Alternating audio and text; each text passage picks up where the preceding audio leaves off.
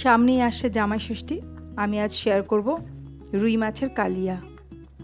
নমস্কার দর্শক বন্ধুরা, সঞ্চিতা সোমনিয়ামে আপনাদের সবাইকে স্বাগত। চলুন তাহলে দেখে নিই আজকের রেসিপিটা। আমি এই রেসিপিটার জন্য নিয়ে নিয়েছি রুই মাছের 10টা টুকরো। এবার তাতে আমি দিয়ে দিলাম নুন, হলুদ গুঁড়ো দিয়ে আমি ভালোভাবে মিশিয়ে নিলাম, ভালোভাবে মাখিয়ে নিলাম নুন আর হলুদ মাছের গায়ে। তারপর এটা 15 মিনিটের জন্য রেখে দিলাম এক সাইডে। এবার একটা কড়াইতে আমি দিয়ে দিলাম 3/4 কাপ সর্ষের তেল। তেলটা গরম হয়ে গেছে। তেলের মধ্যে আমি এবার দিয়ে দিচ্ছি মাছের টুকরোগুলো। 2 পিঠ আমি লাল লাল করে ভেজে নেব।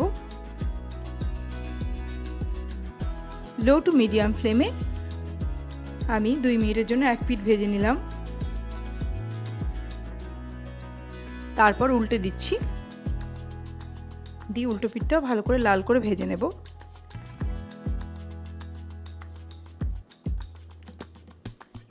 ভাজা হয়ে গেছে। এবার আমি মাছটা তুলে নেব। রেসিপিটা খুব ভালো হয়, অবশ্যই জামাই ষষ্ঠীর দিন বানাবেন। এবার আমি ওই তেলের মধ্যে দিয়ে দিচ্ছি 1 চা চামচ ঘি। এতে গন্ধ আর স্বাদ দুটোই বেড়ে যায়।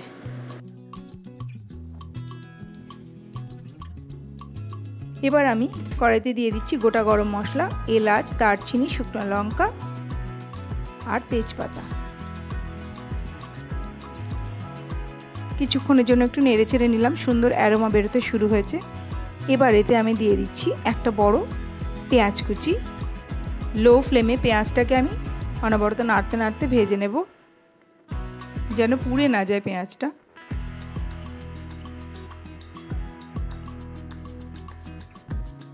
পেঁয়াজটা ভাজা ভাজা হয়ে গেছে। এবার আমি এতে দিয়ে দিচ্ছি 2টো মাঝারি সাইজের পেঁয়াজ বাটা।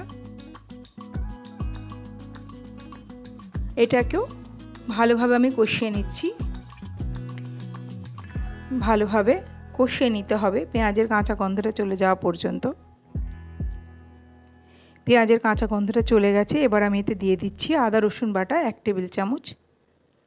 দিয়ে এটাকে আমি ভালোভাবে কষিয়ে নেব।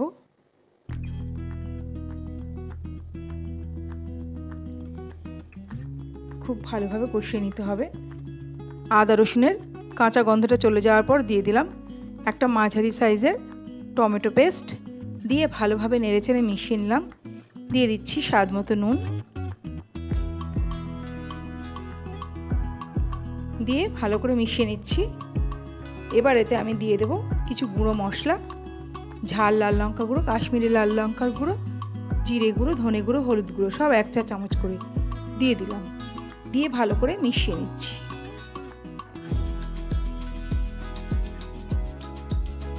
ফ্লেমটা লোতেই থাকবে, নাহলে মশলাটা পুড়ে যাবে। আমি মিনিট খানেক পর দিয়ে দিলাম সামান্য একটু জল। দিয়ে ভালো করে মশলাটা কষিয়ে নেব। মশলা থেকে তেল ছাড়তে শুরু হওয়া পর্যন্ত আমি কষাবো। আমি ততক্ষণে 2 টেবিল চামচ টক দই, কয়েকটা কাজু আর 1 টেবিল চামচ চারমগজ বেটে নিচ্ছি। মশলাটা থেকে তেল বের হতে শুরু হয়েছে। আমি এবার এতে দিয়ে দিচ্ছি দই আর বাদামের পেস্টটা।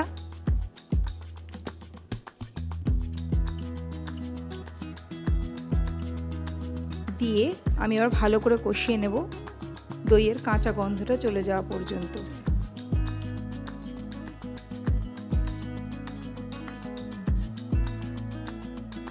মিনিট 2 আমি লো টু মিডিয়াম ফ্লেমে কষিয়ে নিলাম। কষানো হয়ে গেছে। এবার আমি এতে দিয়ে দিচ্ছি 2 কাপ গরম জল। দিয়ে আমি ভালো করে মিশিয়ে নেব মশলার সঙ্গে। খুব ভালো করে মিশিয়ে নিতে হবে। যত ভালো করে মশলার সঙ্গে মিশিয়ে নেবেন জলটা, তত টেস্টটা ভালো হবে। রেসিপিটা ভালো লাগলে অবশ্যই বন্ধুবান্ধব ও আত্মীয় স্বজনদের মধ্যে শেয়ার করে দেবেন। আর নতুন বন্ধুরা আমার চ্যানেলটি সাবস্ক্রাইব করে পাশে থাকা বেল আইকনটা প্রেস করে অল করে দেবেন। মশলাটা আমি ভালো করে জলের সঙ্গে মিশিয়ে নিয়েছি। এবার আমি এটাকে ফুটে উঠতে দিলাম। মিনিট খানেক ফোটার পর আমি এতে দিয়ে দিচ্ছি ভেজে রাখা মাছগুলো। এভাবে মাছগুলো আমি সাজিয়ে দিলাম। ভালো করে মশলা মাখিয়ে নিচ্ছি আমি। মাছগুলোতে ভালো করে মশলাটা লাগিয়ে নিলাম। এবার আমি মিনিট 2 ফুটতে দেব।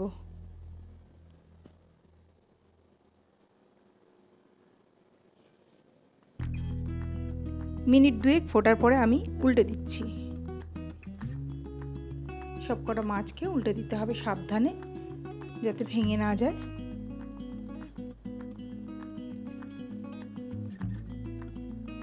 এবার এতে দিয়ে দিচ্ছি সামান্য গরম মশলা গুঁড়ো,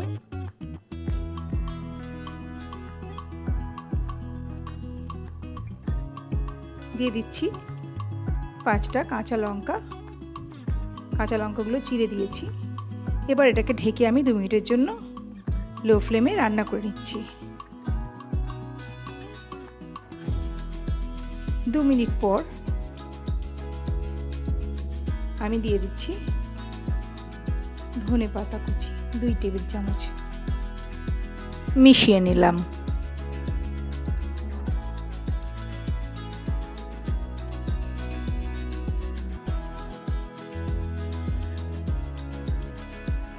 এবার আমি আঁচটা বন্ধ করে দিলাম।